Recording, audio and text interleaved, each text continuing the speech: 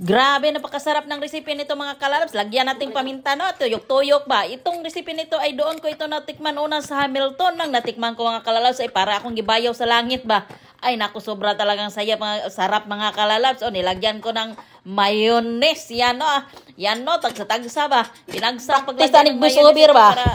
Para mga kalalabs, malasa talaga. Ay, pagkatapos nito ay katag-tagi natin. Ay naku mga kalalabs, sa mga seafood lovers dyan na, naku, subukan nyo itong recipe nito. Ay naku, sobrang sarap. Yan, okay, nakatag-katag ko na yung, yung mayonnaise. Ako mga kalalabs, hindi ako marunong magluto, pero nagluto na lang talaga ako mga kalalabs para hindi tayo mahapakan ng luwag ba. Baka tayo ni mabugbog tayo ni Berna nito mga kalalabs. Yan no, ayun nako, magalit kasi yung asawa ko pag uwi niya walang luto ba, duklan ako ng luwag. Pag hindi ito magustuhan yung luto ng asawa ko mga kalalabs, wala siyang magagawa. Pag importante, may makain siya pag uwi. Yung mga asawang tamilian og nilutuan dyan ng pagkain na, huwag na kayong mamili, pila naman na oy. Bato na maghapon nagtae.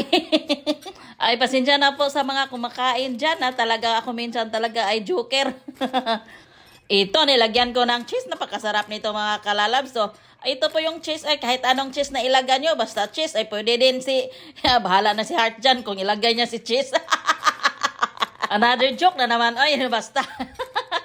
Magluto na tayo mga kalalabs. Huwag na tayo. Ang haba ng ating maritisan.